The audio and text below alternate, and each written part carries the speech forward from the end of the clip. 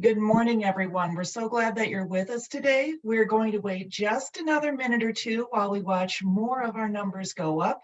So we'll give you a moment to join and then we'll get started. But we're so glad you're here. Welcome.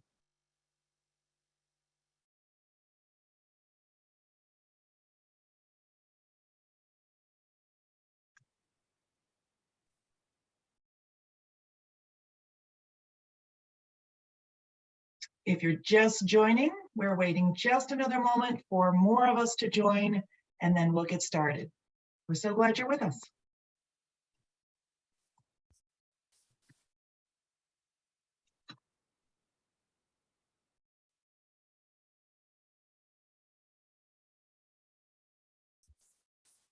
All right, let me welcome to our stage this morning to kick us off, Dr. Arif Kamal. Hey, good morning. Oh, it's so good to be with you. I love being in rooms where people are talking about really important topics like this. And for those of you who don't know me, I'm Arif Kamal. I'm an outpatient palliative care physician and medical oncologist. I practice at Duke University and been hospice and palliative medicine fellowship trained at the Mayo Clinic prior to that. And I sit on the board of directors of the American Academy of Hospice and Palliative Medicine as the treasurer, and just obviously a lover of all things palliative care and supportive care across the world.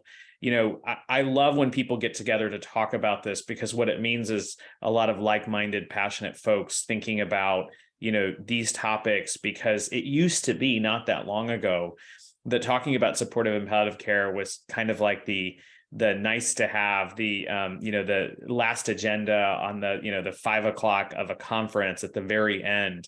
And what you started to see, this groundswell of people who went from, maybe we should be from the 5 o'clock part of the agenda to the first part of the agenda, or maybe the entire agenda, right? And if you think about the history of cancer care, oncology was not its own specialty up until the 1970s, right? So in the 1950s and 60s, chemotherapy was given by primary care docs.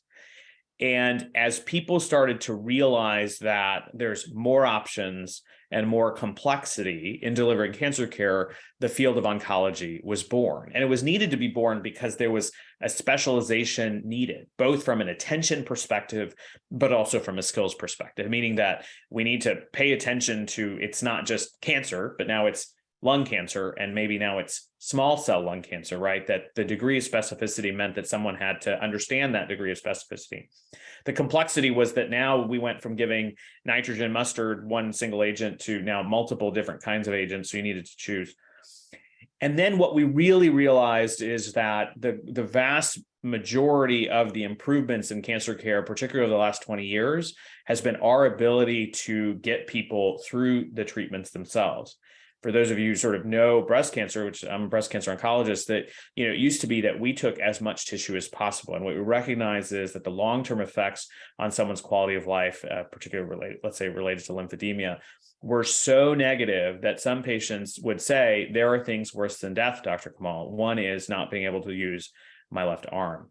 And as we started to emphasize quality of life in the way we did treatment, we also recognized that, in fact, the diagnosis of cancer in and of itself is a life-changing moment, and that complexity only increases over time, not necessarily decreases.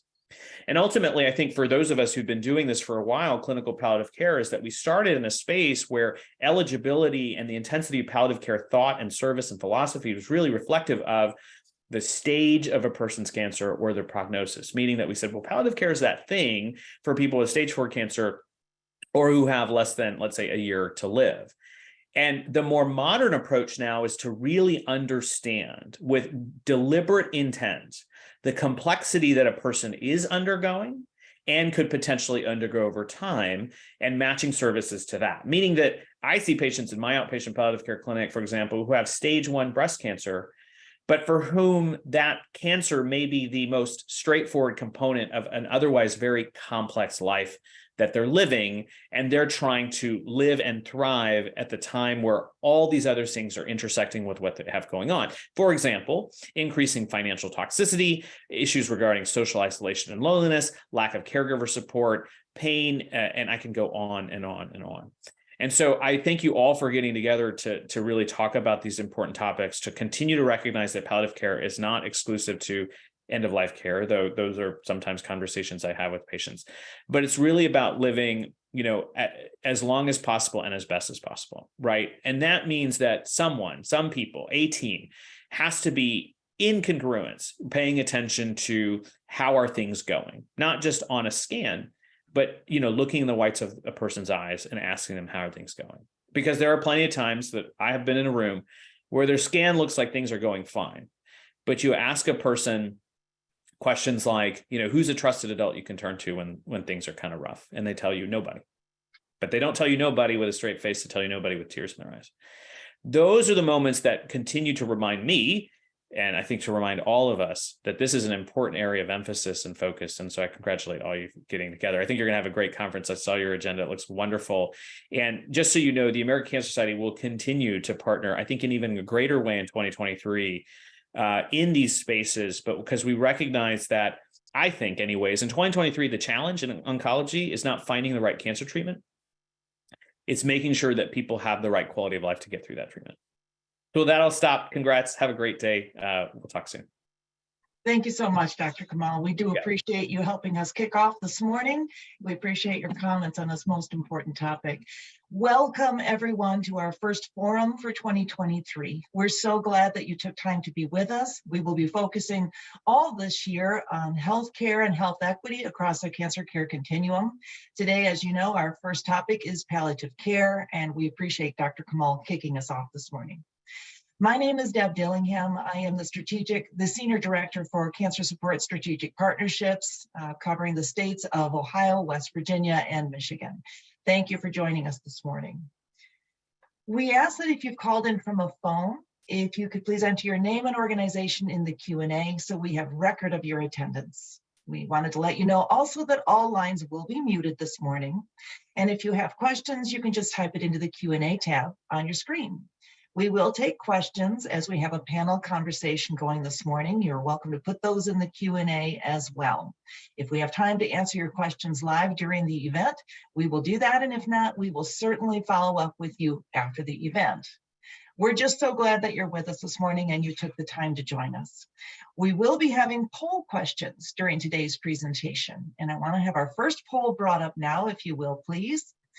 Please let us know what state you represent. Please make one selection and then hit the submit button. If you're not able to see the submit button, just scroll down and you'll see it.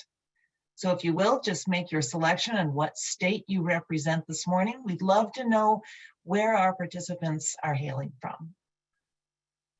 We will have several polls throughout this morning's presentation, and we'd love to have your participation in all of those. It helps us as we put together the best possible content for future webinars. We'll give you just a moment, and when you're done, feel free to hit submit, and we'll move on.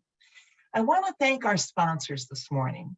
Without the generous support of the Ohio State University Comprehensive Cancer Center, the James and Harry C. Morse, this program wouldn't be possible. Also, a big thank you to our partners, the Ohio Partners for Cancer Control and Mountains of Hope Comprehensive Cancer Coalition, the Michigan Cancer Prevention Task Force. We appreciate all of you for your continued support.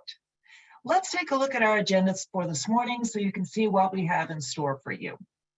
As you know, we began with Dr. Kamal, and our next featured speaker will be Dr. Adil Akhtar. We're so glad that he could be with us this morning. Our next up, we will have a panel discussion. The panel discussion will be around innovations in palliative care. And we will wrap up with one of our ACS-funded researchers, Dr. Jordan Cloyd. So let's get started as we walk through this. One of the things I think is probably most important is that we are offering 2.0 continuing medical education credits. So let me tell you just a little bit about them. The AAFP has reviewed Health Equity in Cancer Virtual Series Palliative Care webinar and deemed it acceptable for 2.0 Enduring Materials Self-Study AAFP prescribed credits. You will receive a certificate to claim your CEs within 2 weeks following the completion of the post-event survey. Our objectives for today's event can be seen on the current slide. Please note that the planning committee members and the speakers have declared that there are no relative financial arrangements or affiliations with organization that may affect balance, independency, objectivity, or scientific rigor for the CE event. Also, please know that slides will be available after the presentation and that this event is being recorded. Now, let's practice what we just learned. We'll do our second poll. If you will, please bring that up. What we would like to know this time is, what is your role or sector as it relates to cancer? You certainly may choose more than one, as more than one may be applicable. So please select all that apply and scroll down to find that submit button. When you've made your selections, we'll give you just a couple of minutes here. Then we will kick off our introduction of Dr. Akhtar.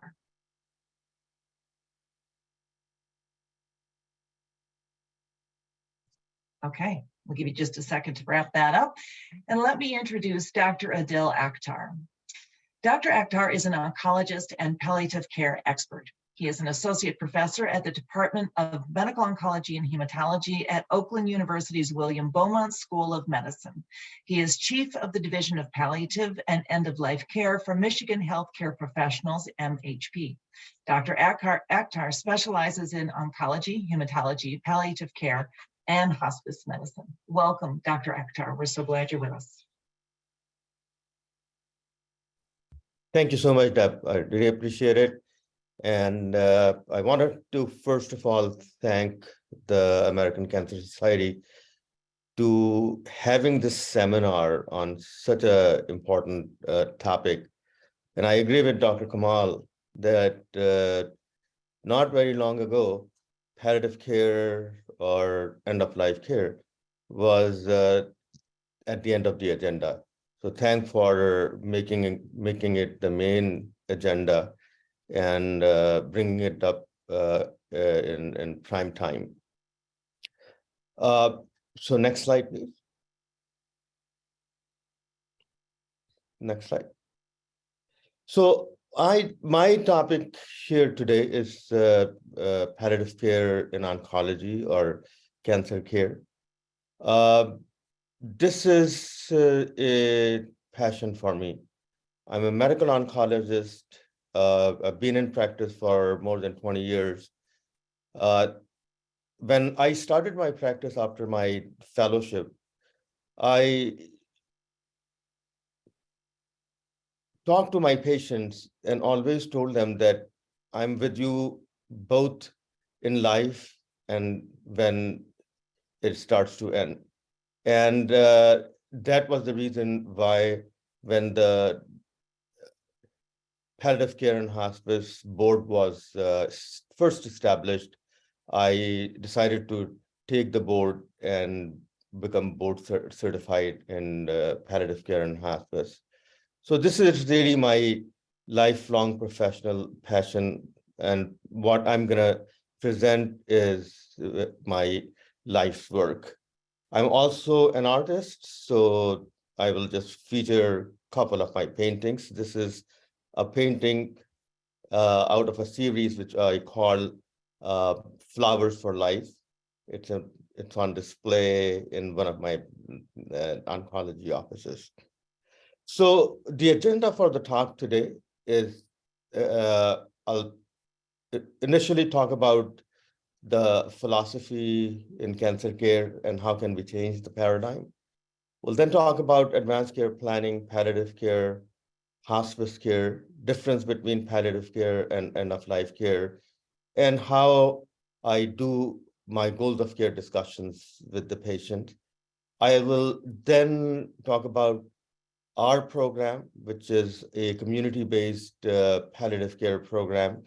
I'll just very quickly present some of our data and outcomes. Then I'll talk about some community partnership, which we are doing to increase access to the patient to our services. And then I'll end by making a proposal to all of you. So next slide, please. All right. So what is the philosophy? As Dr. Kamal was saying, by training, when we become independent medical oncologists, our goal is to treat the cancer. And sometimes we become so consumed by focusing only on a small portion of a patient's body, which is abnormal, that we lose sight of the human being. So the present or current paradigm is that we fight cancer. Anytime someone is diagnosed with cancer, we have to start a fight.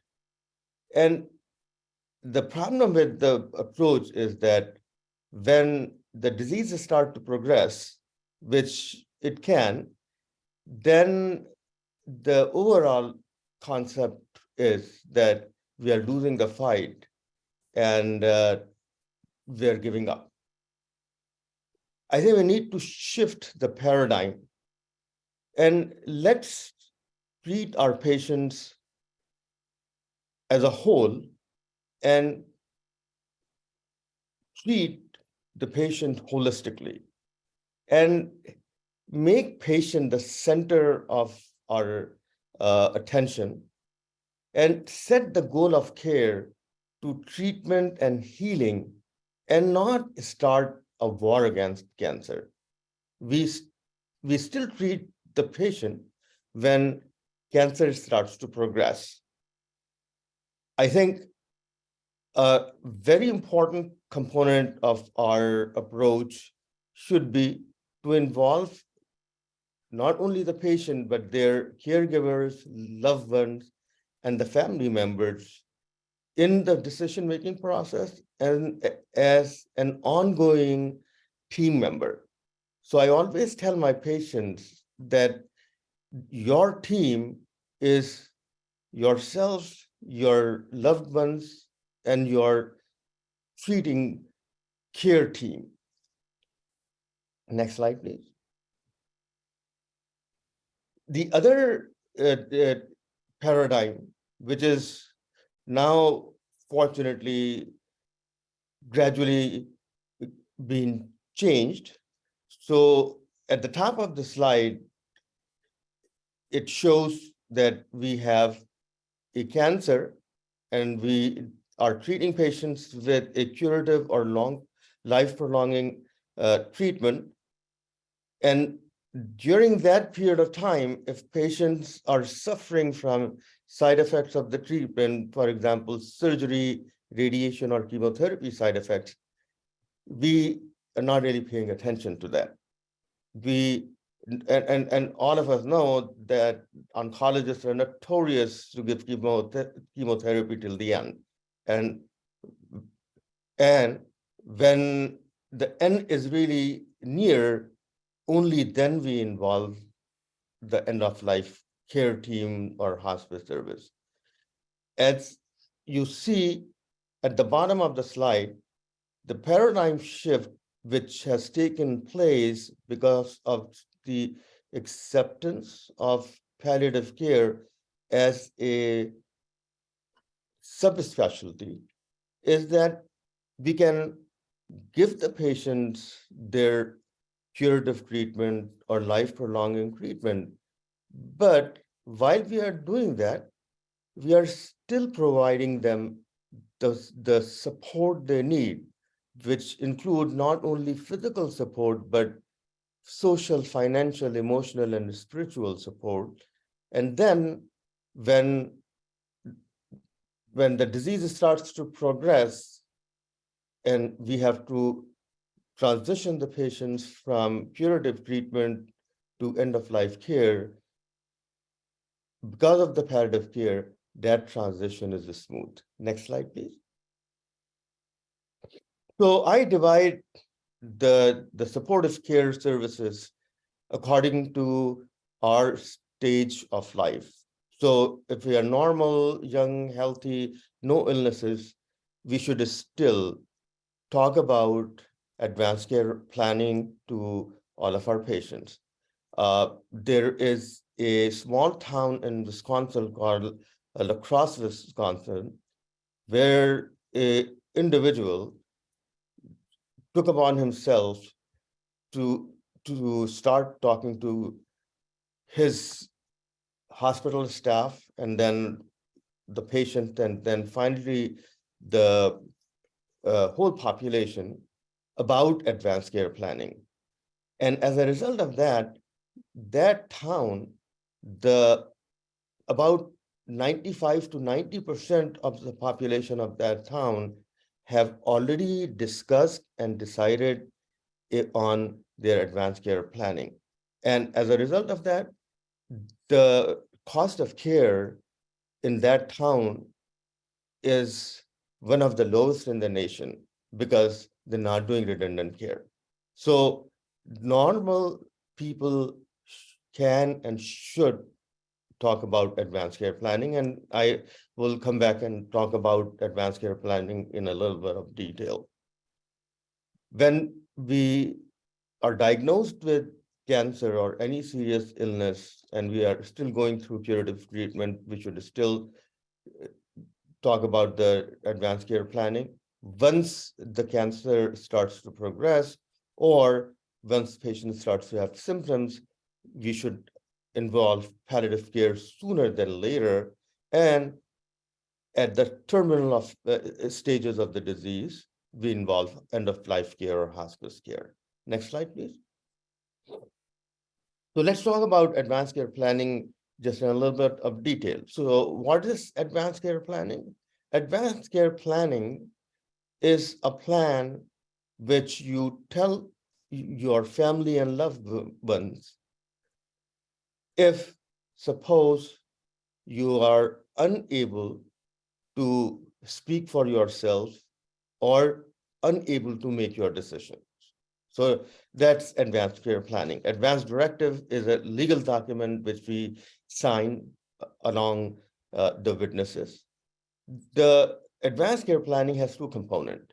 One is durable power of attorney, where you appoint or identify one of your friends or family members who knows you very well and who knows your wishes to speak for you when you are unable to speak. And if you are unable to make your decision, make those decisions on your behalf. And the healthcare living will is basically telling your family members and your durable power of attorney what kind of life-saving measures you want to have if you are unable to make your decisions. So if suppose someone does not want any life prolonging measures, we say that is a term called do not resuscitate. Next slide, please. So what is palliative care? Palliative care is when we help the patients and involve the patient in the discussion of what the goals of care are, and let the patients make their decision and wishes known to all of us, the treating team. Palliative care, as I said earlier, provides a holistic approach to the patient care, which not only include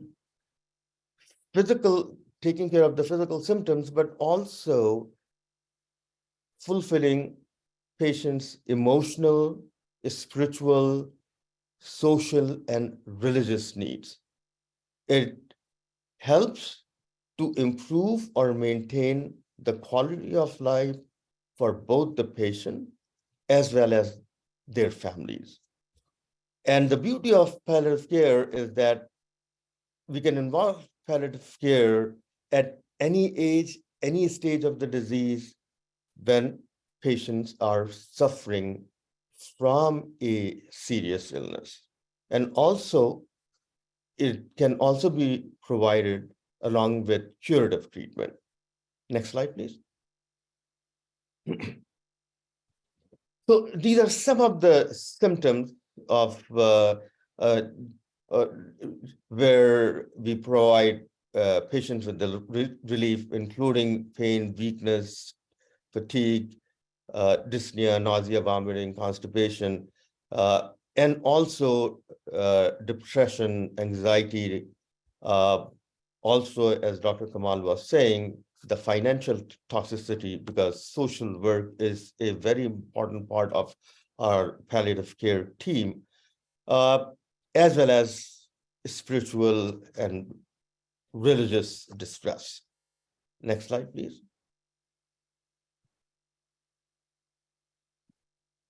So what is the impact of palliative care on our patients and their families? Number one, the main thrust of all what we do is to improve the quality of life, which results in improving patients' satisfaction and patients' experience. Studies have showed that patients who are engaged with palliative care team, their depression level is less and the incidence of depression is lower also. We also help patients to do their advanced care planning. And as we just discussed, when the time comes, the transition to end-of-life care is smoother. I'll show in the next slide, it also decreases the total cost of care. Next slide, please. So what's the value impact? Value we define, in healthcare, value we define the quality of care and the outcomes per dollar spent.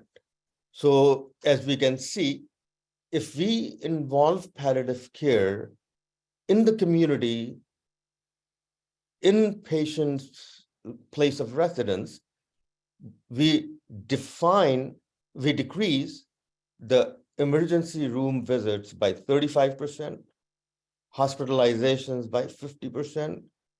We can decrease the readmission rate by almost 50%. Similarly, decrease the transfer from nursing home to the ER or the hospital by 40%.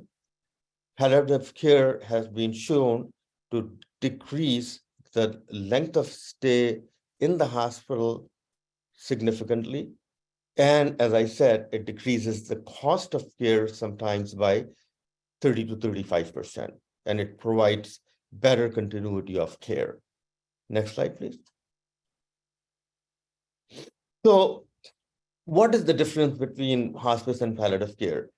And although the awareness is increasing, to this day, sometimes we see not only from patients, their family members, but also from our physician friends, that what's the difference between palliative care and hospice? And sometimes when we as a palliative care team go and see the patient, people think that it's hospice.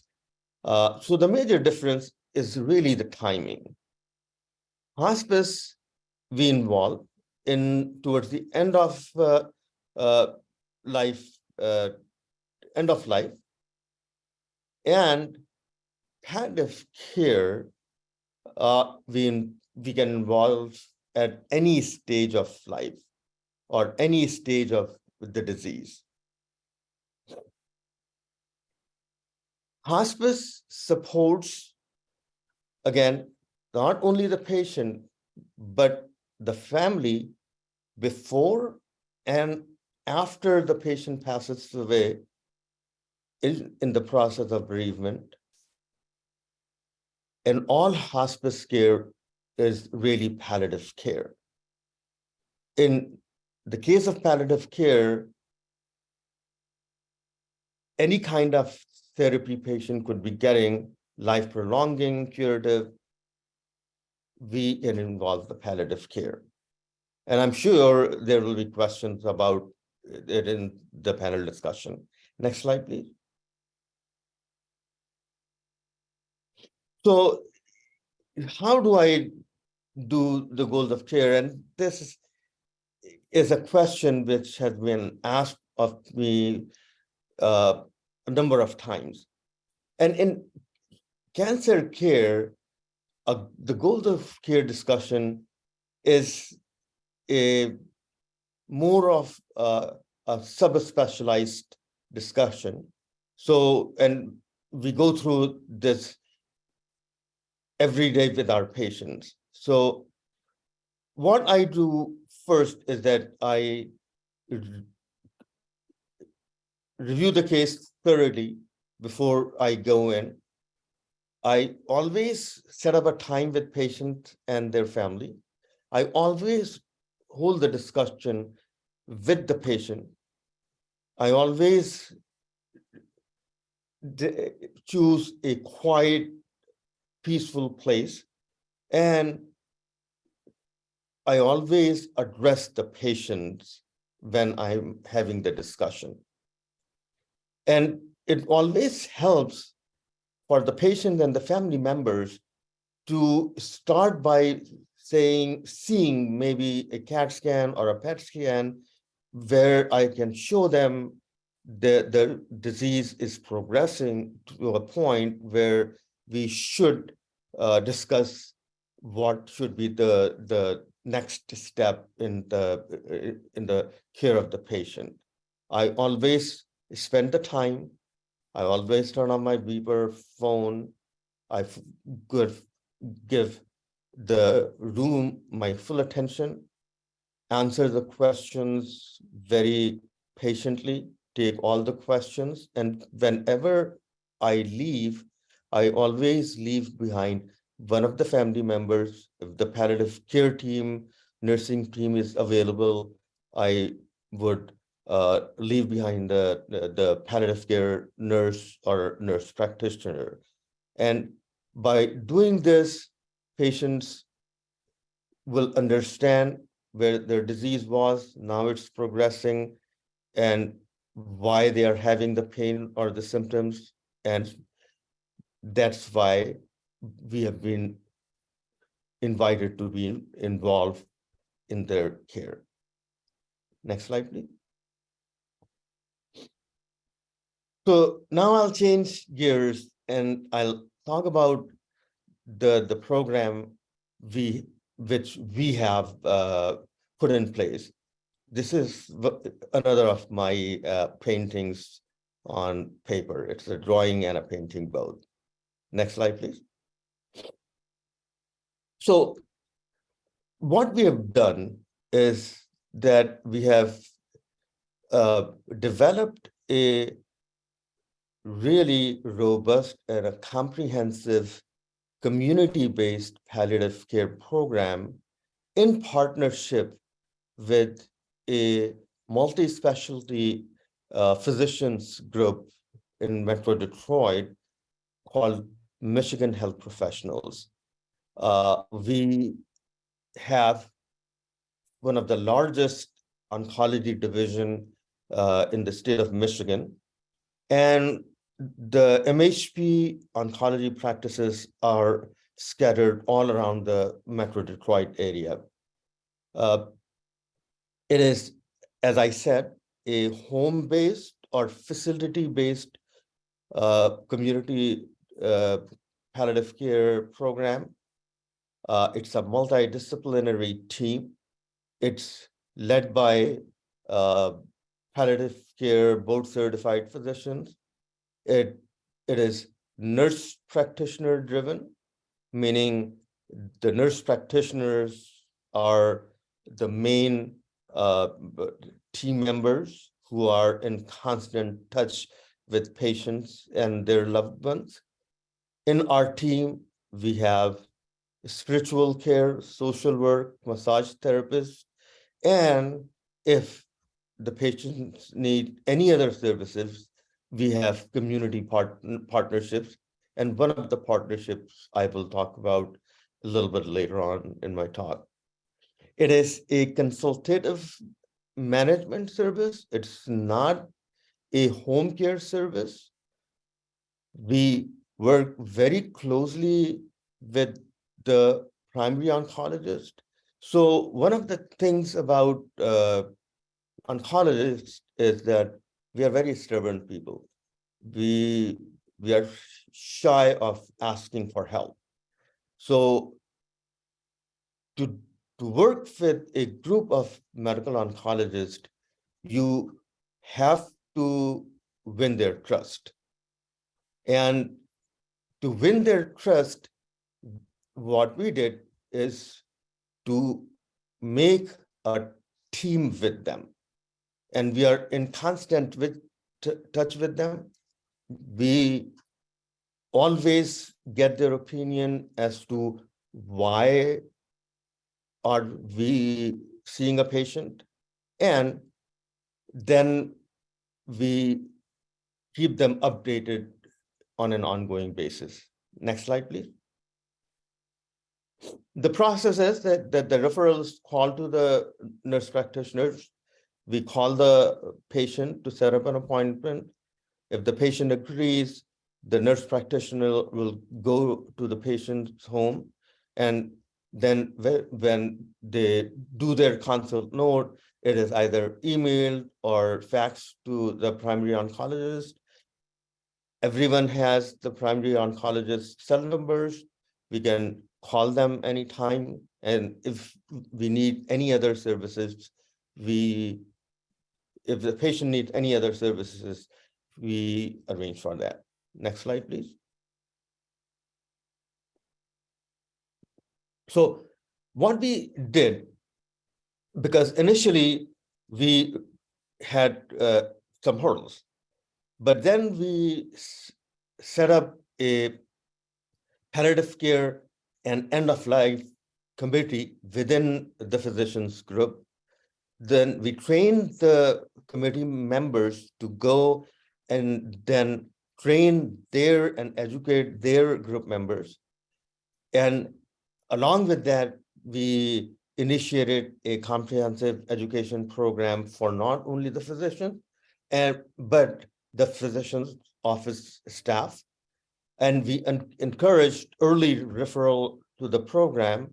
And to this day, we are in touch with our medical oncologists via email and messaging services. And this is an ongoing education program. Next slide, please. This is our referral form.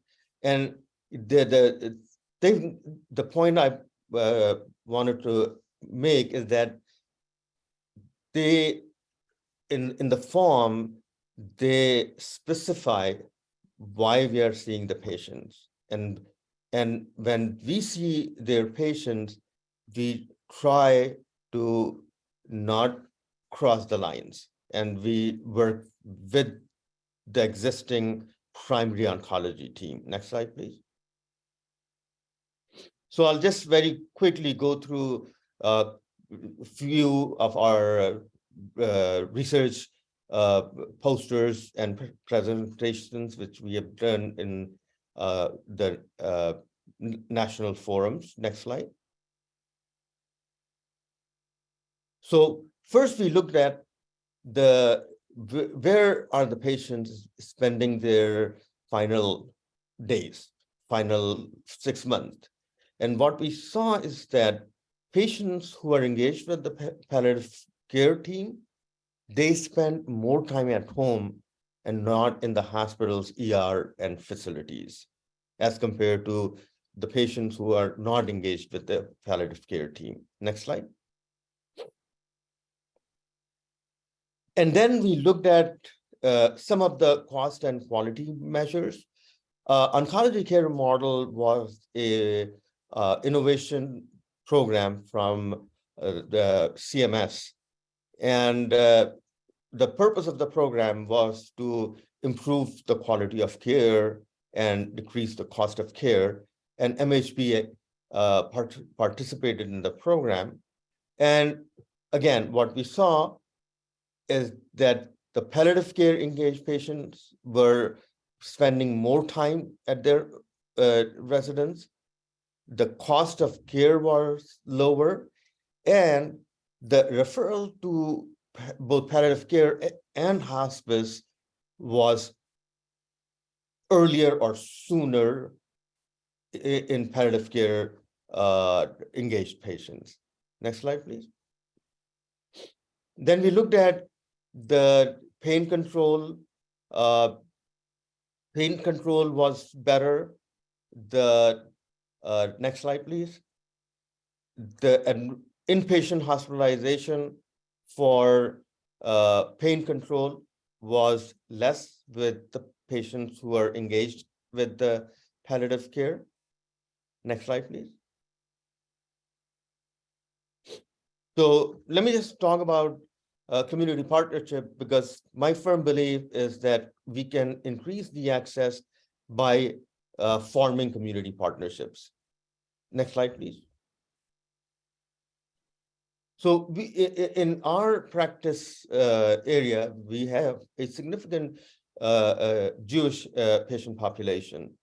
So what we did, we have formed a very close, tight partnership with the Jewish Hospice and Chaplaincy Network. What we do is that we provide the medical care, and they provide religiously and culturally sensitive supportive care. We share mission and vision, which is excellence and patient care, with the patient being the center of our care. Our two teams have become one team. Our nurses are embedded with their team. Their rabbis and social workers are embedded with our team. We do regular interdisciplinary meetings about their patients with their team. And we are looking to form more community partnerships. Next slide, please. This is my last slide. I hope I'm on time. So this is my say professional desire. I want to create a multicultural and interfaith council on palliative and end-of-life care, because every day in the hospital and in the clinic, we run into social, religious, spiritual, and ethical issues. Right now, we really don't have a forum where we can go discuss it and come back and tell the patients and their families that, look, we have discussed it, and this is what your specific community members or religious group is saying about the situation. I know it's a difficult topic, but we have to start somewhere, because if we have community and religious leaders in our team, I think we will be able to build more trust with a culturally or religiously diverse patient population at a time of real distress. So I would like to share some ideas to see if we can create this in future. And I think a partnership with the American Cancer Society would go a long way towards achieving this goal. So thank you so much. This was my pleasure talking about my passion this morning. So thank you so much. Dr. Akhtar, thank you so much. We certainly appreciate your powerful comments this morning, and we appreciate that between you and Dr. Kamal, we have laid a framework for why this conversation is so imperative right now. So we'll see you in just another moment on our panel. Thank you so much for your presentation this morning. And also thank you for sharing your beautiful artwork. Wow, thank you, we appreciate it. All right, so it's time for another poll question. First thing we'd like to do is we'll pop up our poll and ask, what do you observe as the biggest barrier when it comes to patients or providers engaging in palliative care services? This is a multiple choice question. You're welcome to choose more than one, and you can scroll down to see the submit button. We'll give you just a couple of moments. This is key information for us as we look at some of the work that we plan to do moving forward in the palliative care space. So please give this your thoughtful consideration and make your selections. We'll give you just a moment to do that.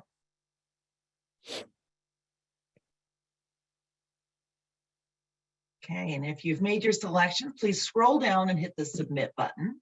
While you finish that up, let me introduce to you the host of our panel this morning, Dr. Sherri Young. She's currently the Associate Chief Medical Officer at Charleston Area Medical Center in the West Virginia Health Network.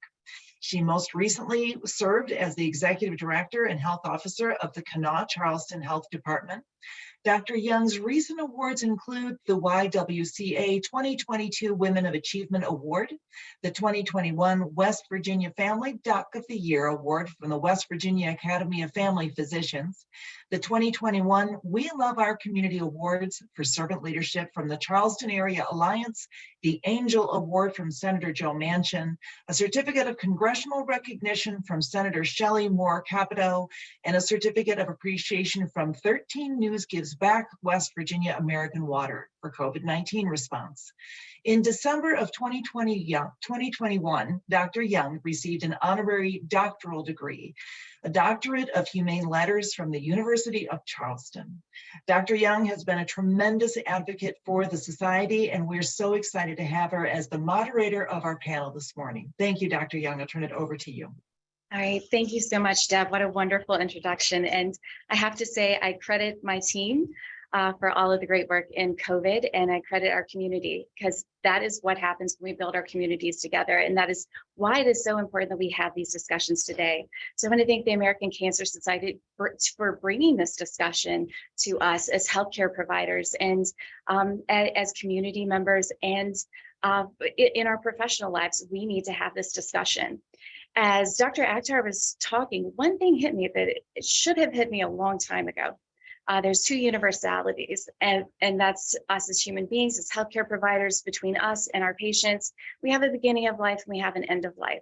Yet, because we value life, it is a very difficult discussion. And sometimes our patients, as well as other healthcare providers, don't understand that difference between palliative care and between hospice care. And we don't give our patients the opportunity to have this discussion. So I am very excited to be here today. I'm very excited to be here with a great panel. So if we want to go into the next slide, I'd love to introduce our four panelists for today. We have Dr. Carmen Stokes with us today, Erin Simonetti, Jennifer Hester, and back with us is Dr. Akhtar.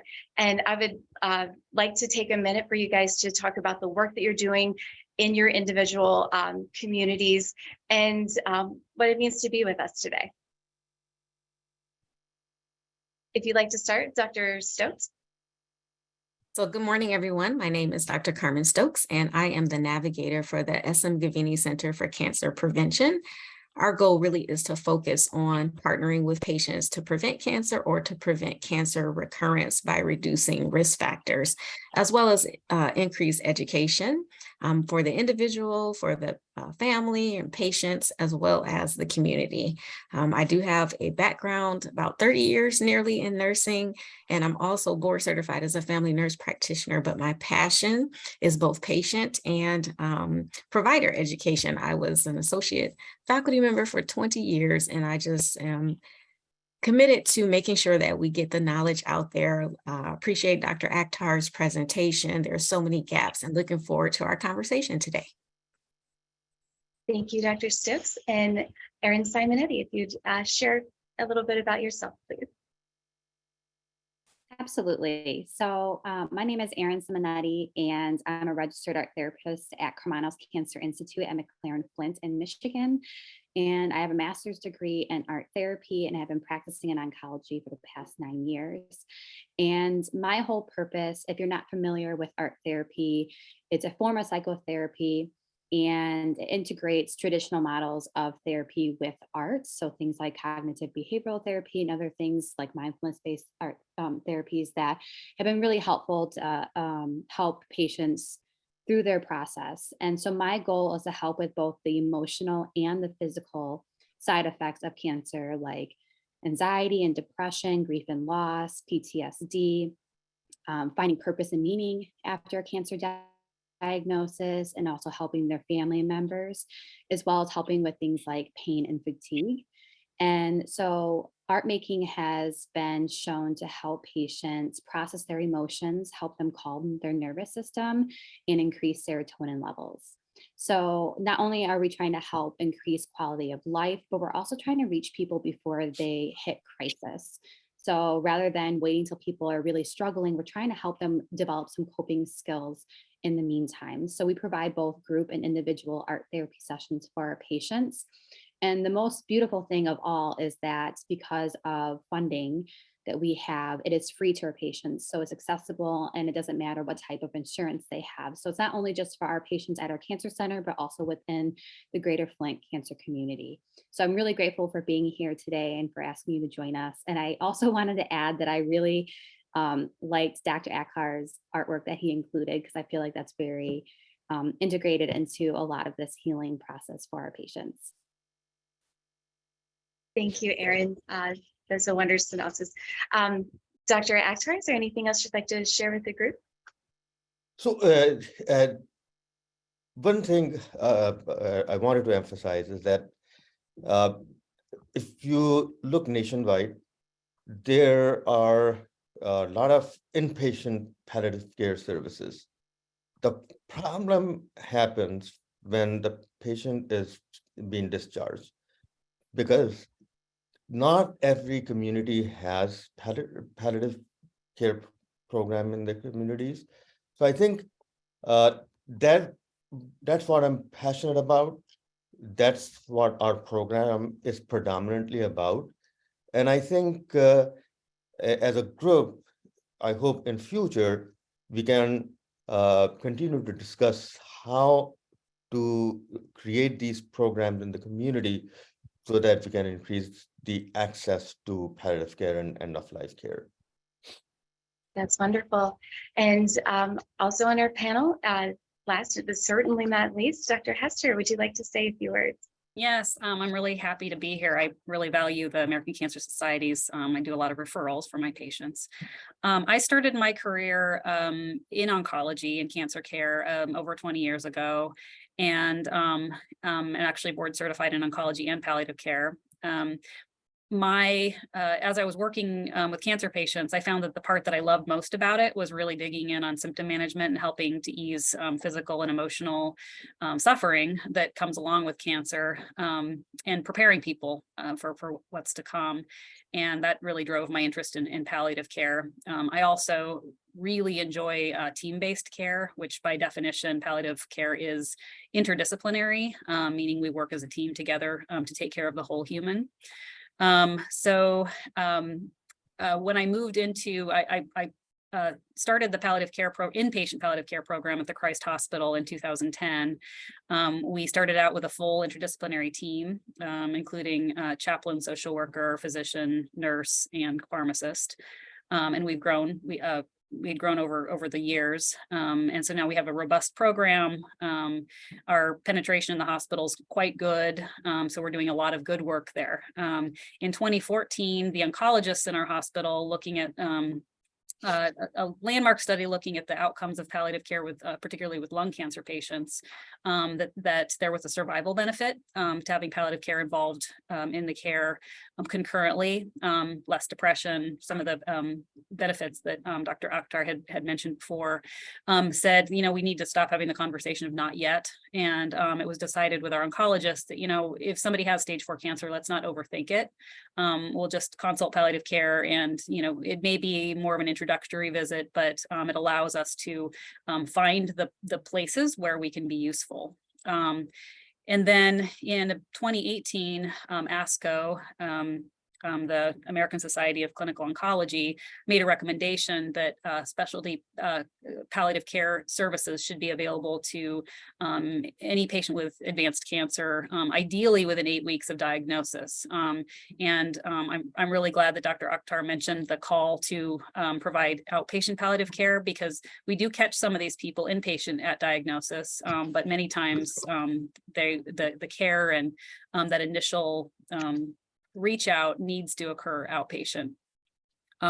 So based on that call, we developed sort of a small outpatient program embedded with 2 nurse practitioners, so 2 clinic days a week with just 2 nurse practitioners, one covering each day, embedded with the oncologists in their clinics. So and that is where we land today. We have a little bit more flexibility.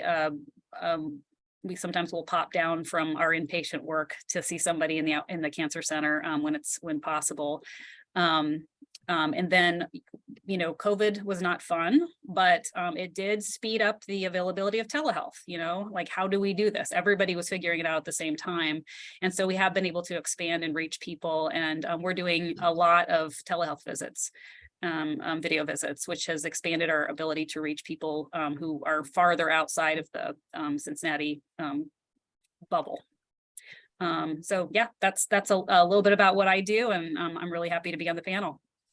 Great, thank you so much. And as you can see, for the group, we have a wonderful panel to share with you guys today, and very involved in your work, very involved in your communities, and everyone bringing so much to the table. So if anyone has questions, put that into the Q&A and we'll try to fill those out. But to kind of start off with, I'd like to ask Dr. Stokes a question.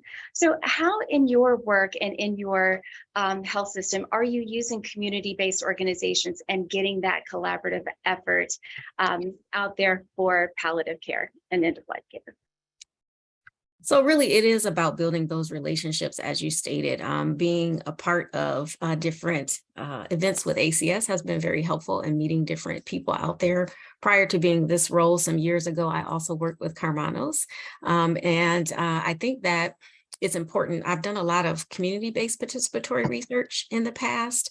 And so really understanding the goals of different organizations and trying to find ways to match or mirror some of their mission and vision.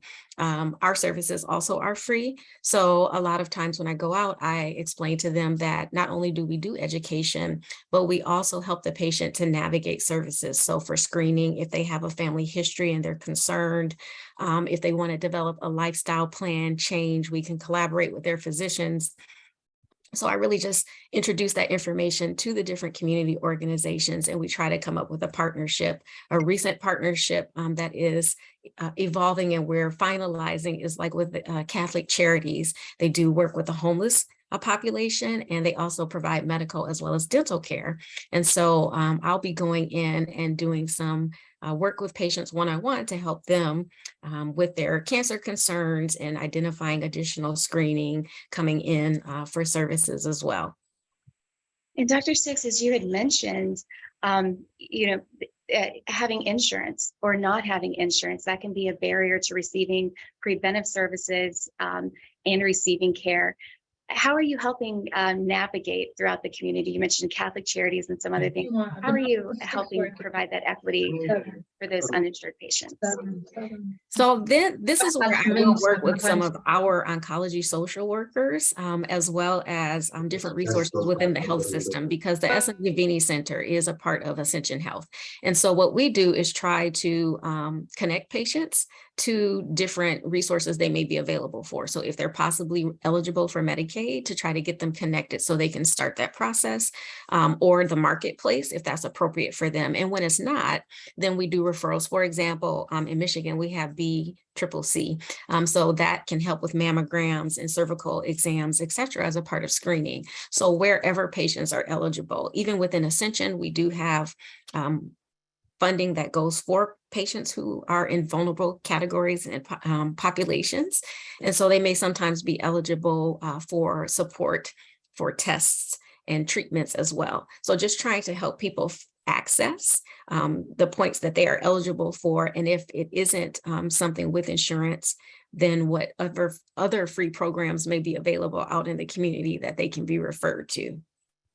Thank you, Dr. Stokes. That is at the heart of population health and really addressing those social determinants that we find to be challenging wherever we are located. And so thank you for your work there. My next question, going back to Erin and your work with art and art therapy, it sounds like you have a wonderful program existing in your space. How would others on the call maybe start a program similar to yours?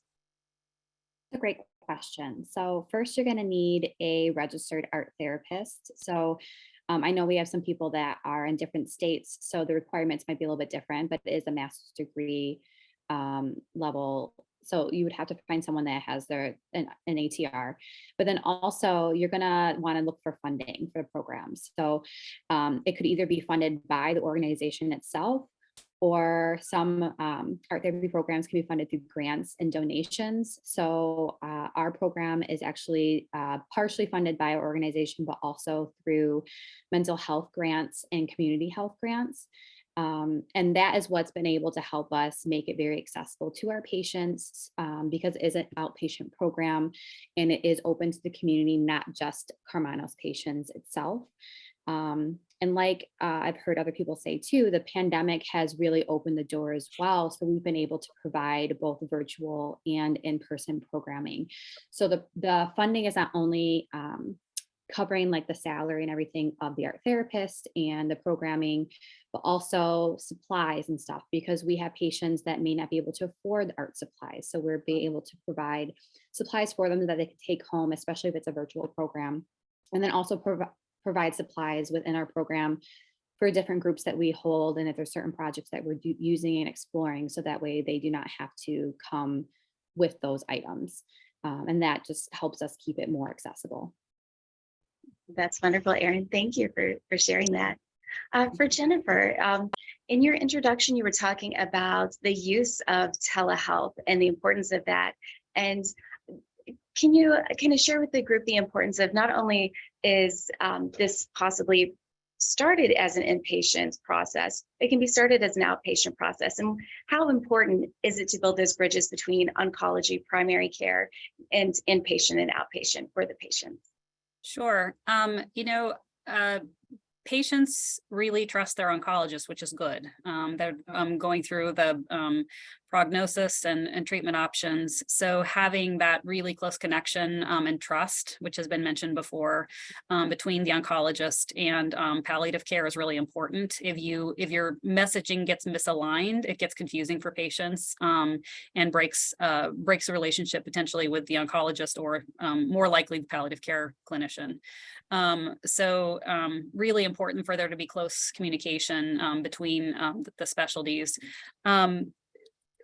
One, in reference to telehealth, there are so many barriers to having more detailed conversations about symptom management and advanced care planning. A lot of that is time. Oncologists are stacked up on patients, 15, 20-minute visits, and to really dig into what's most important to a patient. And quite frankly, even an opioid has been prescribed.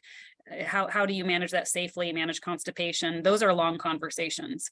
So partnering and making sure that the symptom recommendations, community resource recommendations are aligned with the oncologist. It's really critical that it's closely aligned.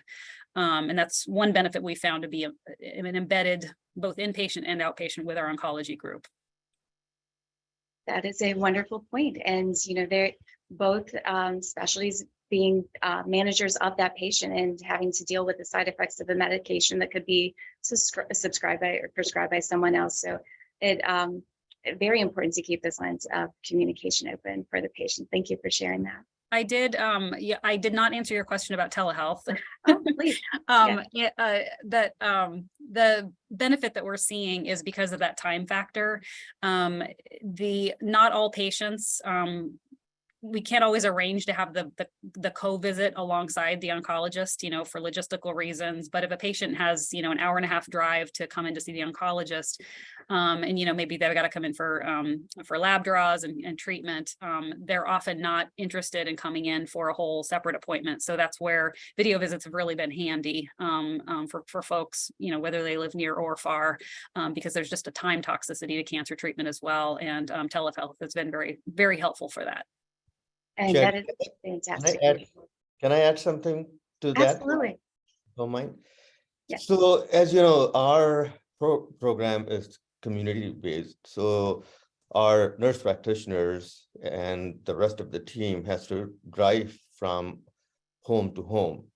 So what palliative care has really done is that it has cut back on the drive time, so that then our team can spend more time with the patients on tele platforms. So that is one of the, I think, a beneficial side effect of this whole technology revolution in our specialty. I absolutely agree, Dr. Akhtar. And with our work with population health from the network, one of our biggest barriers is transportation. Another barrier, though, is the broadband service throughout the state of West Virginia being kind of rural. So even when you have the access to deliver the telehealth, there's still a few challenges out there that I think we're getting there. I agree. Jennifer mentioned that telehealth was one of the, maybe we'll say, more positive things that did develop out of COVID, more of as a necessity, but something that we can utilize and has gotten better over time, certainly. So I'm going to put this out to the group, kind of let you guys share. I always like to hear the why of why you decided to go into palliative care, and why is that your focus? And I'd love for you to share that with the group today. If you'd like to start, Dr. Stokes. Sorry. So for me, I have a personal family experience with cancer. My mom was diagnosed with non-Hodgkin's disease actually twice, and she recently passed away in October, not from cancer. But what's ironic about our experience is because she had some other chronic health conditions, her physician group did bring in palliative care. And at first, my mom was a little bit anxious about that, or I would say even maybe frustrated or put off. And I think that's an important point to note for the different providers on this call, because sometimes it makes the patient feel as though you're giving up on them. And so Dr. Akhtar did mention, but it's really about making sure that you're communicating that hope.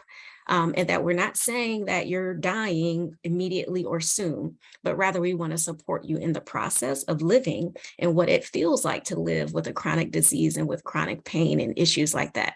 So it's a personal passion area for me because we've gone through it, but also for my years in nursing and my previous experience in oncology, making sure that we come alongside patients better and recognize what their life experiences are, where there are gaps and they need that support that they may not have in their family. And a lot of times, even if they have family, when you can get in there, which is more of my role, and educate and really help people to understand what the options are, what resources are, and how it can be for their benefit, then I think you see more embracing and more engagement into acceptance of palliative care, and not feeling as though that means that they're going to get less treatment, or that they're just, someone just hopes that they, will transition from life. Thank you so much for sharing that. And in the chat, I want to share this with you. It says that is the script providers need to use when introducing palliative care. And so thank you for sharing that experience. Dr. Akhtar? So for me, in fact, when a cancer patient goes into, say, hospice care, a lot of time the oncologists say, let the patient, let the hospice medical director follow the patient. And what I have seen is that creates a lot of stress to the patient and their families. So when I started my practice, I never really did that. As I said, whenever I see a patient, I always tell them that I'm with you, no matter what happens. So it just came naturally to me because I've been doing this. And in fact, when the Palliative Care and Hospice Board was initially established, they grandfathered, for the first 2 years. And one of the requirement to take the board exam was to have at least 100 or 110 patients followed under hospice care. And I really did not have any problem with that because I always followed my patients under hospice or wherever they were. So it is, as I said, it's my passion and it's my life work. Thank you, Dr. Akhtar. Jennifer? I may have already said this when I introduced myself, but my background is oncology, and my favorite part of taking care of cancer patients is really the careful attention to symptom management and planning. Really, because I do both inpatient and outpatient, I have the privilege of co-managing patients for years along with oncology, and about 90% of my patients, even in the inpatient setting, are oncology because those are the patients that I know over the trajectory as well. So it's a joy of mine that I've been able to meld those two specialty areas. Fantastic. Thank you, Dr. Hester. And Erin? So my story is that I became interested, well, first in art therapy, because when I was 10 years old, my mother passed away from breast cancer. And so art was always kind of my way of coping and processing her loss. And it wasn't actually until I was in undergrad that I had learned of art therapy and realized how that was a perfect fit for me. So naturally, the oncology component was really important to me too, because of my own history. And, not only has it been helpful for me to be able to help other people through their journey and process and help them find ways to cope, but it's also been a way for me to heal too, because these resources were not available back when my mom was going through her cancer journey and when she passed away. So it's really nice to see how far we've come and how far we continue to go to help patients when they're going through, because it is a very much, it's not just a physical thing, but it's a very emotional and traumatic experience as well. So it's just really important that we've been addressing kind of more aspects of the journey to help patients along. This has been a fantastic way to share with the group. I love the why, and so heartfelt. Thank you so much. While we're still in discussion, we all see challenges as far as health equity, and we have many, many challenges as far as population health and making sure people have their needs met where they are. Where do you guys see palliative care and hospice care? How do you see it evolving, and how do you hope it evolves over the next 10 years? Well, for me, there are some different challenges, and I'm not sure if this is the best time to bring up some, but I know I've been looking at some of the literature as well that talks about culture and ethnicity and how that plays a role in the challenges. And one thing that I do want to point out is, as providers, it's important to think about some of the struggles within different ethnic groups. And I'll speak on behalf of the African-American population because that is my background. When we think about the Tuskegee experiment, or we think about Henrietta Lacks, or the African-American female slaves who were such instrumental parts of developing OBGYN, et cetera, what you have then is a lot of medical mistrust. And even though we've made a lot of strides, there still can be some of that mistrust. So when we approach patients, sometimes, again, that fear is you don't really want me to live, right? You want to hurry my transition on. So I think being really mindful and sensitive to not only what individual patients may be facing, but also looking at how culture and, again, ethnicity and background, spiritual practices, beliefs impact the way in which people engage with palliative care. So for me, it would be to see more effort, in those areas, and to make sure that providers are more knowledgeable about reasons that patients might be immediately offended, so that they don't just stop the discussion and move on, but perhaps find a more sensitive way to circle back to the conversation and to show this can be really helpful. This is how we want to support you and your family. And also, if it is at the point of transition, a lot of families don't realize how much they actually will need that hospice support after the death, and that year following is such an amazing program that we can offer to people. So I think it's just really, looking at what some barriers are, and don't assume we understand at one level, just racial issues, but actually peeling back some of those layers and thinking about how it could be playing into the situation, and then what we can do to be more authentic and offering this type of care. Those are wonderful points. Thank you.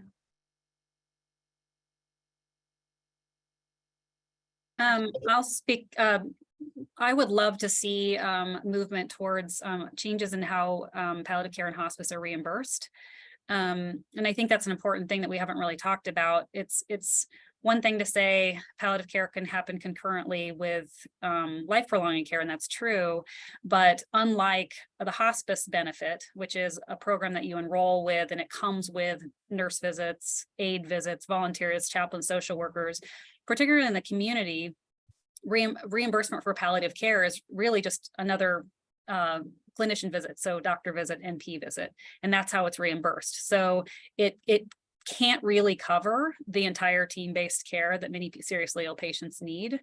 So a lot of times people will say, well, that sounds great, sign me up. And they think that they're with palliative care, they're going to get all of the benefits that comes with hospice care, and be able to continue with their disease modifying treatment. One of the struggles with all the wonderful benefits of hospice care is to be eligible. We know that there has to be a terminal illness that we would expect that someone would live. Their prognosis is less than 6 months if the disease runs its course. And it generally requires that most life prolonging treatments, disease modifying care, is not covered by insurance anymore. So people are really left with a choice. Do I have all of these resource benefits, or do I stop my treatment? And that's a choice that's really hard for people to make.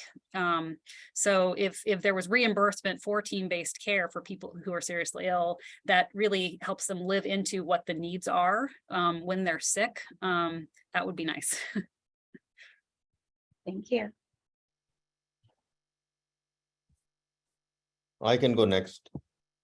So I think thanks, Jennifer, for bringing up the issue of reimbursement, because running a community-based program is very tough. I can tell you firsthand that it's been a struggle. It will always be a struggle till the time we have the reimbursement reforms or the payment reforms. And maybe Sherri, since you're involved in the advocacy and policy, you can start a movement towards changing that. But to me, I think not only palliative care, but all of healthcare, we have to, and I think the field is already moving towards providing the care or taking the care where the patient is. Because if we have the tools, technology, funding, if we can take the care to the communities, we will have tremendous success in opening up the access. So I think, to me, I see the movement towards that in the next 5 to 10 years. And number two, I think the advances in technology. So telemedicine is when we are actually building a platform for online difficult discussions and online advanced care planning document, which is not a novel idea, but it still helps to involve more and more patients or segments of population in that discussion. So I think these two are the things which will get us from here, from point A to point B. Very good. Thank you. I would like to add as well. I often hear patients, I see a lot of patients that have a chronic cancer or stage 4. So either a cancer that's likely to reoccur or has a high reoccurrence rate, or stage 4 cancer. And they're, trying to live with cancer to the best that they can. And often I hear patients that I'm working with say that they just feel like their mental health is often neglected, which, I think mental health as a whole in general, not just in oncology, is an area that needs work, but it is definitely an area within the patients that I see that I think we could definitely grow in. They often just feel like it's the physical needs that are focused on rather than the mental. And I also was thinking about kind of like what Carmen was saying, with also the family members and giving them, making sure that they're having resources too. So if they do lose a loved one, it's not about just that immediate need for mental health, because that's kind of when everyone kind of crowds in and wants to support, but it's longer than that. And so helping people process this transition, because often a lot of people with grief, it really hits them a year later. It's not always immediate. Absolutely. Great discussion. And hopefully we will get there within the next 10 years, maybe sooner. I'm going to come back to something that Carmen had said about, and Jennifer as well. You used the word trust, and that is so important. And we need to build trust with our patients. But before we get to those patients, our communities, so that they know that they are our patients and our communities are cared for.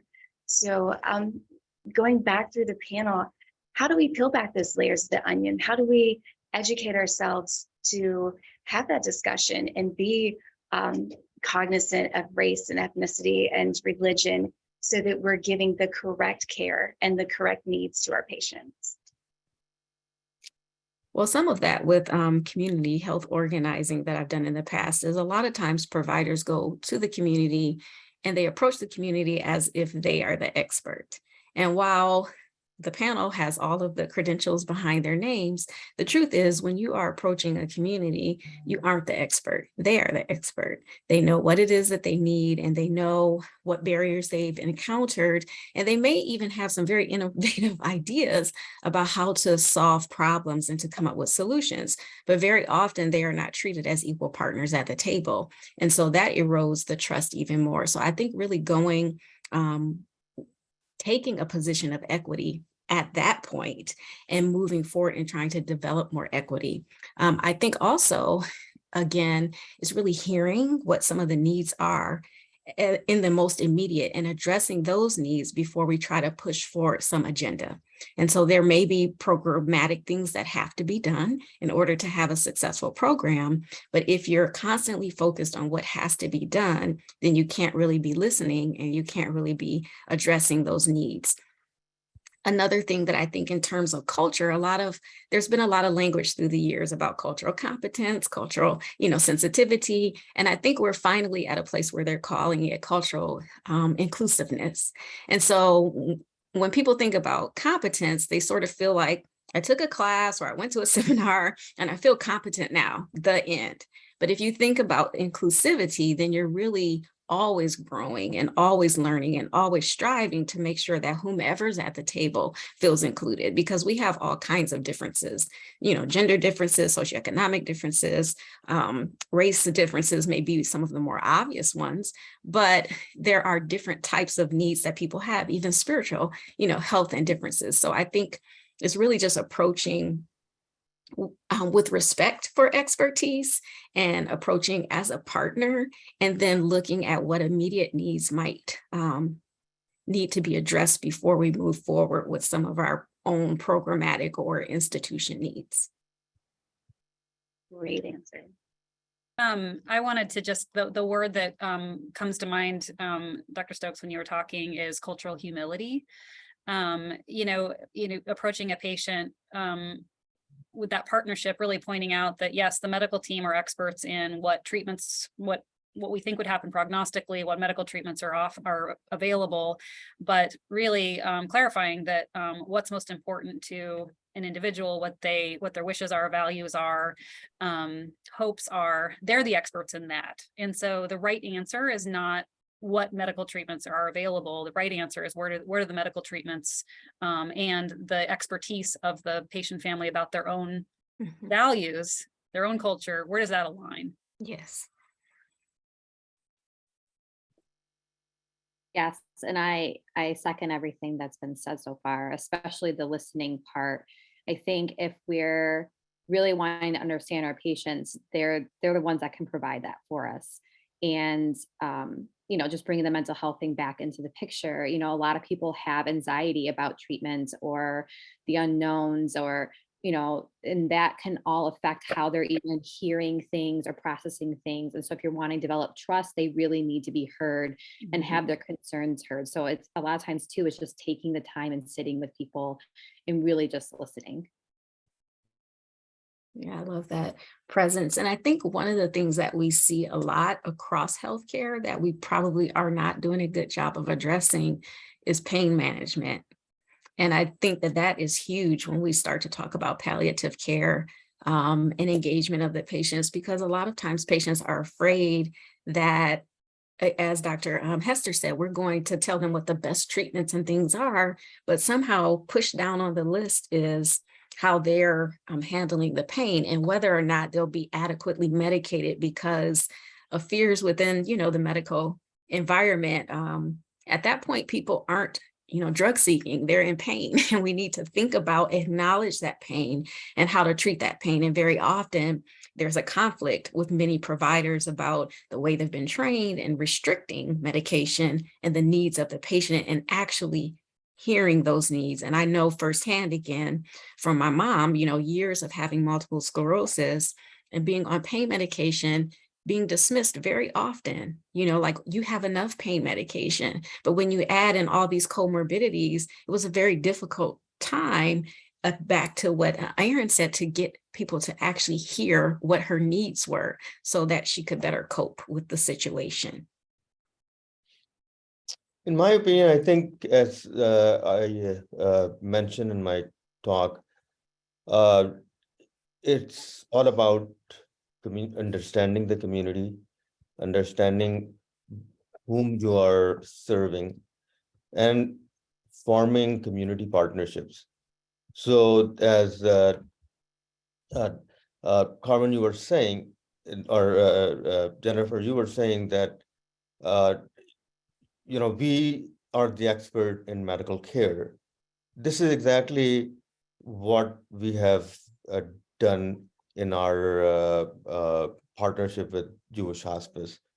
We take the responsibility for the medical care. They have host of other services which they can again provide based on the cultural and religious sensitivities. I think you will have, and the other thing is that you have to live the life which you are trying to preach. So when you are running a program or a company, you have to create a culture which is your own internal value. So what I've seen is that having a diverse group of staff member, I think goes a long way towards building that trust. Speaking the language, speaking the value set or cultural set by the provider goes a long way to towards building that trust. Because, you know, medicine is all about building the trust. You know, when I started my fellowship in oncology, my first rotation was in the breast cancer service at Karmanos. And my attending was a fine lady. I still remember her name, Dr. Martinez. She gave me the first case. And when we went back to examine the patient, before I touched her, she stopped me and she said that, look, this is a big responsibility.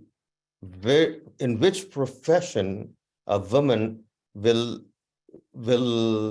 let you touch her like this? So never break that trust. And to this day, every day, I remember that her advice. So building the trust with the patient, their families, and their community is, I think, the best way to take care of the patients. All very good points.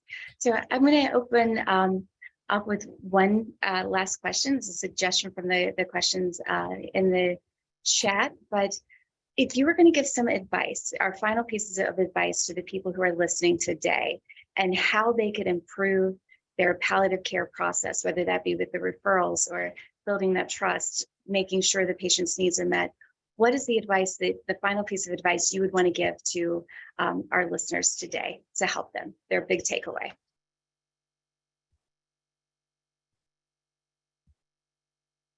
Oh, sorry, the screen froze. I think for me, I would agree with Dr. Akhtar, trying to make sure that we have a broader base of diversity within our staffing so that people feel that they are represented when they look at the different providers that are available. And also to read and learn broadly. So to make sure that you're looking at different research that's available, that you are engaging with different community organizations who do work similar to yours, or who you impact with your own work. Perhaps if you don't have one, creating an advisory committee or an advisory council so that you can, again, acknowledge that expertise within the community and within families, et cetera, so people can give insight and feedback that could be very appropriate and help the program be more successful. Great advice.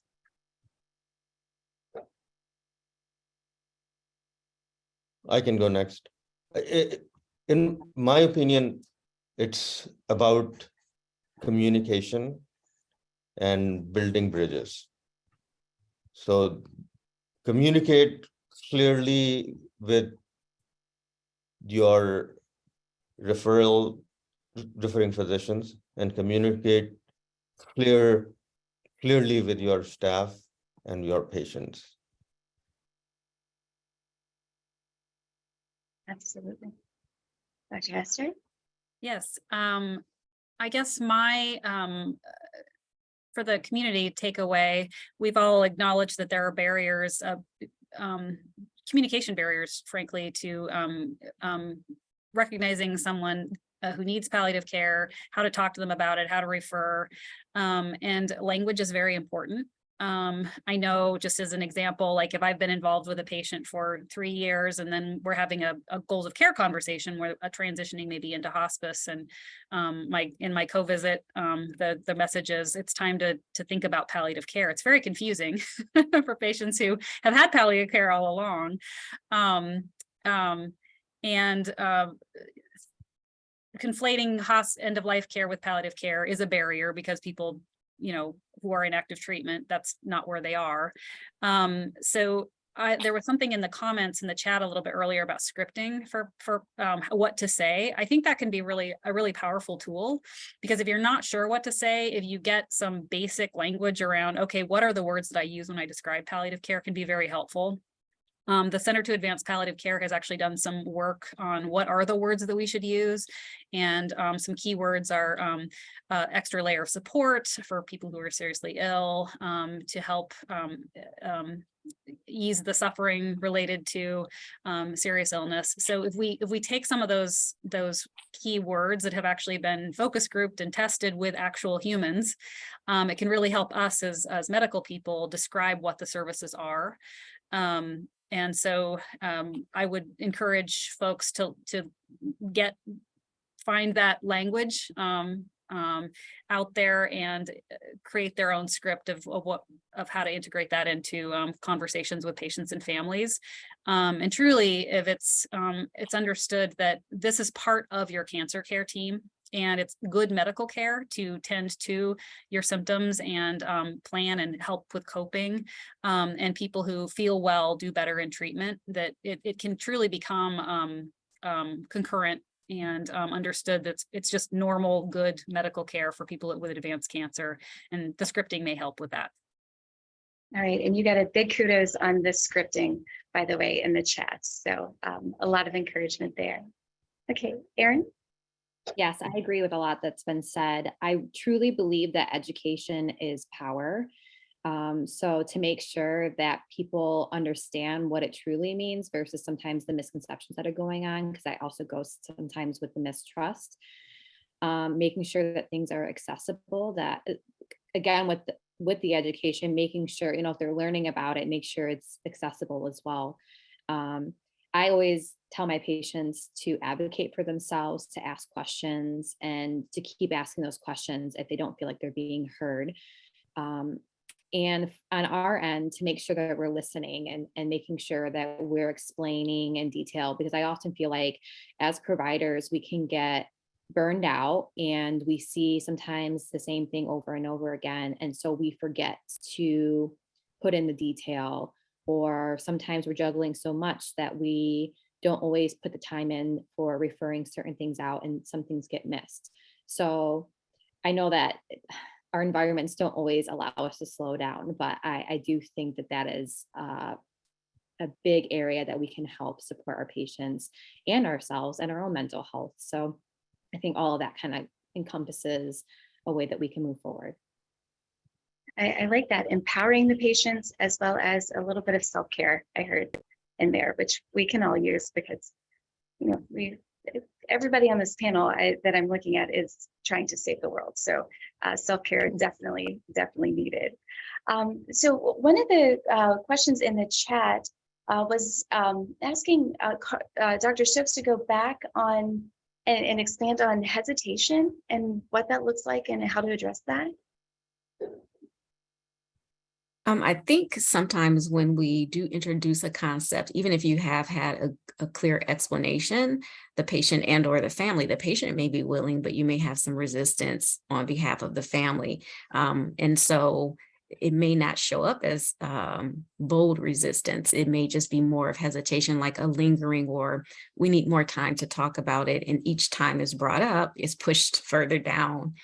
So I think that that's what happens a lot. And again, I think it's because of that fear that the patient's not going to be taken care of as soon as they agree to palliative care. Then if anything happens, they'll be pushed to the side. I think that's really a strong part of the hesitation. I also think that it's okay to convey a sense of hope. That even though we're acknowledging that the person has a chronic disease, and we're acknowledging in most cases what the typical timeline is, that in order to honor, faith and spiritual aspects, when people are hesitating, we need to try to make those things congruent. Sometimes people feel like they're giving up, and that doesn't align with their spiritual beliefs. So I think that is, when you see some of that slowness to come around, that hesitation, there may be different reasons for it that we can address to help the patient feel more comfortable in their decision, and the family. That's true. That's a great point, that it's not just the patient. You may have some hesitation from family, and that can be a lot of deep-rooted beliefs that we have to address, acknowledge, and address.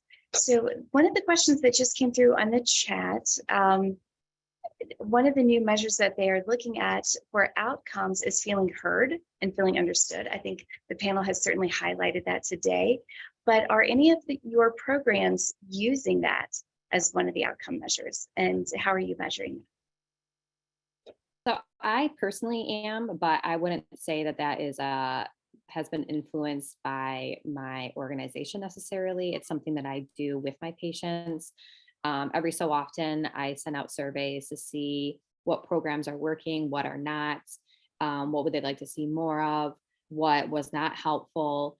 And then also, I have them check off different areas like, do they feel supported? Do they feel like they're, it's been helping with their anxiety or depression? So there's layers to it that I ask these questions, but that's more for my own, making sure that I'm on the right track and continuing in the right direction. But it definitely is not something that has been, organization wide. It's just something that I personally do. Very good. Anyone else?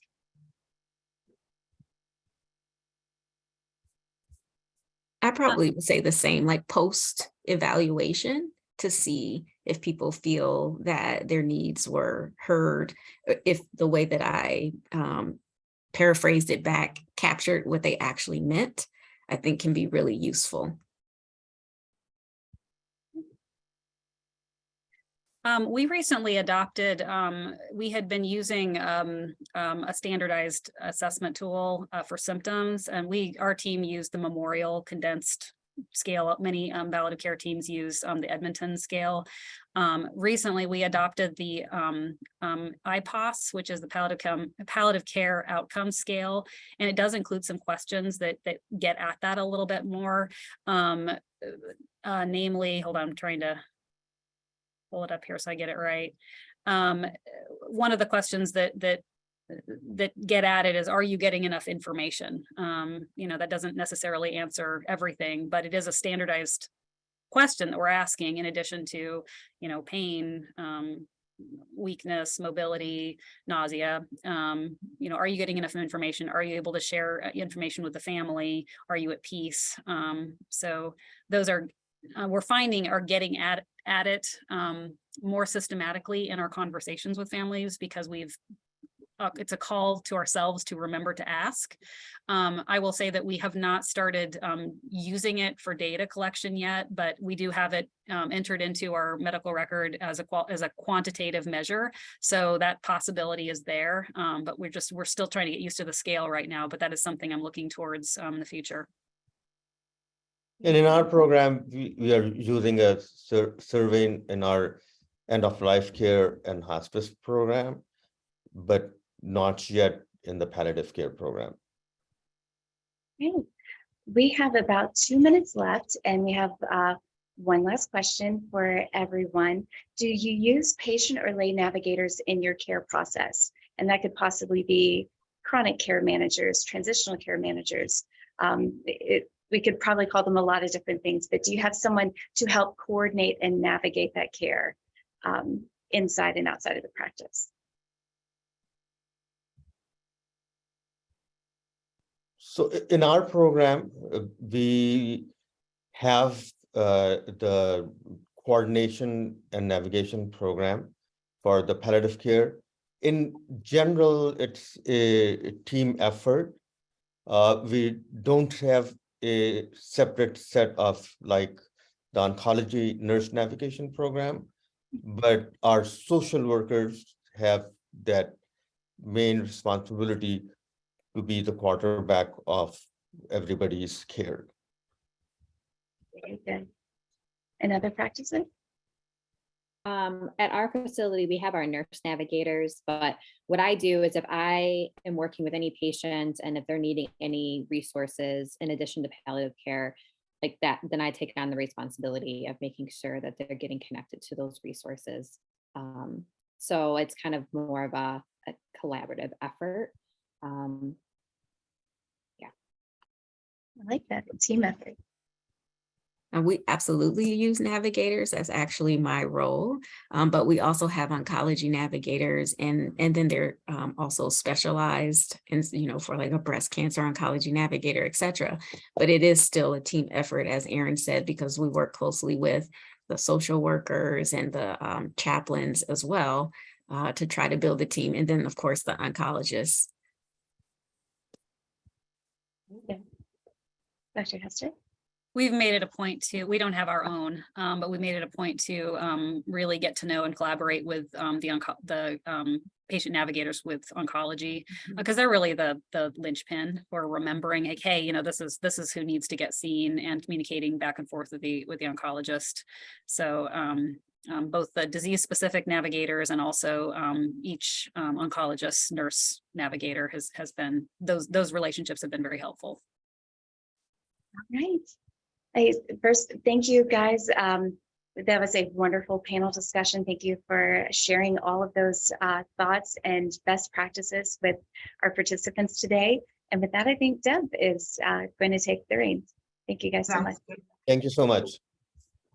Thank you all so very much. We appreciate it. Dr. Young, thank you for facilitating this beautiful panel. Dr. Stokes, Erin Simonetti, Dr. Hester, and Dr. Akhtar. Thank you all so much for your powerful comments and for your free conversation. We really appreciate the genuine and honest feedback that you gave to some of our beautiful questions too. So let's move on now. We'd like to highlight for you one of our ACS funded researchers, Dr. Jordan Cloyd. Would like to share some words with us, and we will share that right now. Hello, my name is Jordan Cloyd, and I'm a surgical oncologist at the James Comprehensive Cancer Center and Ohio State University Wexner Medical Center. I wish I could be with you live, but I'm thrilled to be able to share a little of my research with you, generously funded by the American Cancer Society, on early palliative care following aborted cancer surgery, characterizing and addressing patient needs. As way of a background, surgery is typically necessary for curative intent treatment of most solid organ cancers. Yet, despite careful and thorough preoperative evaluation, elective curative intent surgery must occasionally be aborted due to findings at the time of surgery. This most often occurs because of the findings of occult metastatic disease, unanticipated unresectability, extensive tumor burden that makes surgery unhelpful, or even because of intraoperative complications. While relatively little literature has focused on this topic, we know that aborted cancer surgery is typically associated with a poor prognosis. The frequency of aborted cancer surgery is very dependent on patient, physician, and individual cancer factors, but may occur anywhere between 1 to 10% of the time, and perhaps as high as 20% in some high-risk situations. It is likely that the patient experience after aborted cancer surgery is highly unique. Not only must patients deal with the standard signs and symptoms and potential complications of major surgery, as well as the symptoms of the cancer that remains in situ, but now they have to experience the impact of a new terminal change in their cancer diagnosis or prognosis. And yet, when we performed a systematic review on patient-centered outcomes following aborted cancer surgery, we found essentially no relevant literature on this topic.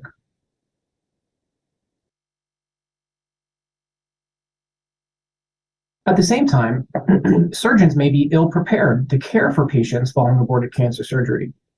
For example, we surveyed all cancer surgeons at our institution following aborted cancer surgery and found that while most were comfortable or very comfortable addressing patients' surgical needs and cancer treatment-related needs, significantly fewer were comfortable addressing symptom control and psychosocial needs.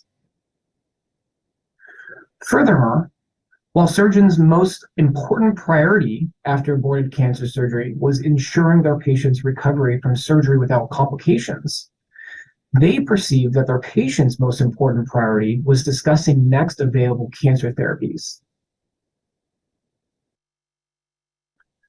We hypothesized that all domains of patients' quality of life may be impacted by an aborted cancer operation, and secondly, that the addition of palliative care specialists to standard postoperative surgical and oncology care may improve outcomes for patients following aborted cancer surgery.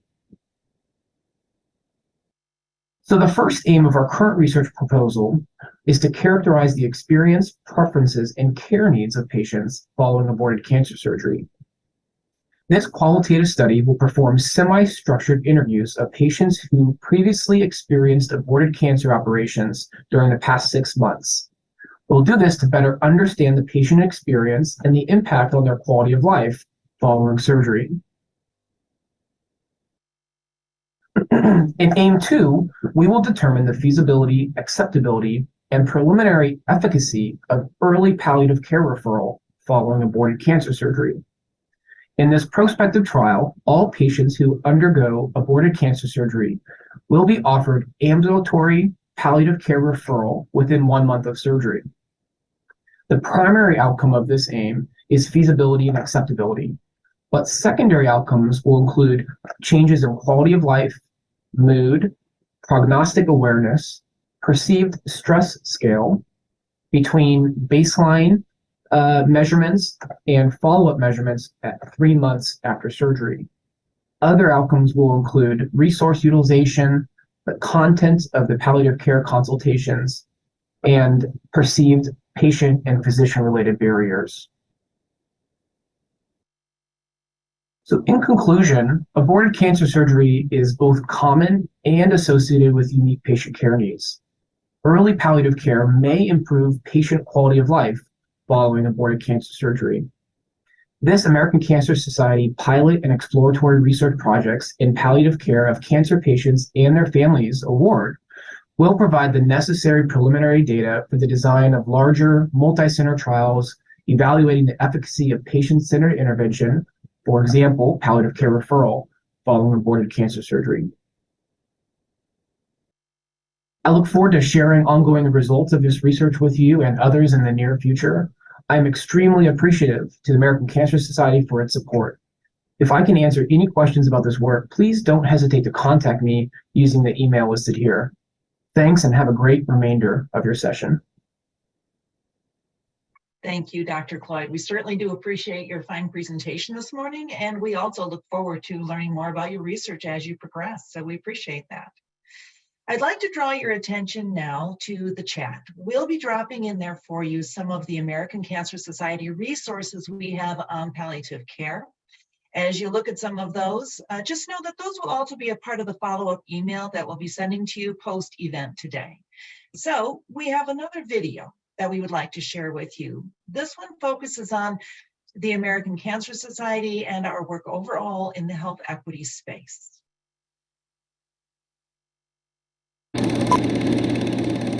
In 1966, Martin Luther King said, "Of all forms of inequality, injustice in healthcare is the most shocking and inhumane." I don't want another 50 years to go and we still talking about the same issue, an issue that can be resolved. In our fight for a world without cancer, it's clear that the fight is not a fair one. There's a lot of research that shows that someone's zip code can be more important than their genetic code. There's no equity in health. It's the haves and the have-nots. What does equity look like? It's all people having the same outcomes. I feel like it's more systematic barriers that we were placed in that would give us those inequalities of healthcare. Despite all the different diverse things that impact each patient uniquely, they all have one common thing. They're trying to beat cancer. You know you're in for a fight for your life. I needed someone to follow to get me through this journey, because it's a journey and the journey doesn't stop. And the American Cancer Society, they help you with a lot. We invest in the American Cancer Society because of the great work that they do. Health equity is extremely important and vital to our work as well, and so really our missions align very closely. Solutions around cancer-related inequities require thinking outside the box. It takes a village to resolve these issues. Most of it really does come down to socioeconomic, so it's all cultures, it's all people. Some of these populations are almost invisible. And that's one of the reasons why I believe they continue to be under-resourced. Myself, I'm from a rural community, so we are definitely underrepresented in the fact that we have one 2-story hospital and it's got like 2 doctors and we have to drive to Lexington for pretty much everything. Nobody benefits from having under-resourced communities in a society. It affects all of us. Addressing the unequal burden of cancer in all populations has been a core priority for the American Cancer Society for decades. But now we are taking it to the next level. They're saying, aquí estamos para ustedes. Nosotros los apoyamos. We are here for you. We are recognizing your strength. We're recognizing the fact that you're more courageous than you ever thought you could be, and we will be here to carry you through. The American Cancer Society is doing so much to raise awareness and so very grateful because we're having such important conversations about this. This is how we create change. This is how we do something really radically different and change the game with cancer in these communities. And today we're asking you to join us. No need for superpowers, alter egos, or capes. Just the courage and the will to do what's right.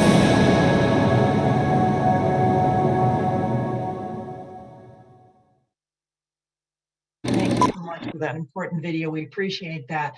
Just a couple more reminders and one more poll question before you leave us today. If we could launch our final poll question, please, I appreciate that. Thank you. So if you will, one last time, fill out a poll for us. Based on your observation among those you serve, which population groups face the greatest barriers to accessing palliative care services? This is, again, a multiple choice question. You may choose all that applies. Scroll down to see the submit button. We'll give you just a couple of moments to complete that. Please feel free to choose multiple answers if you see that applies.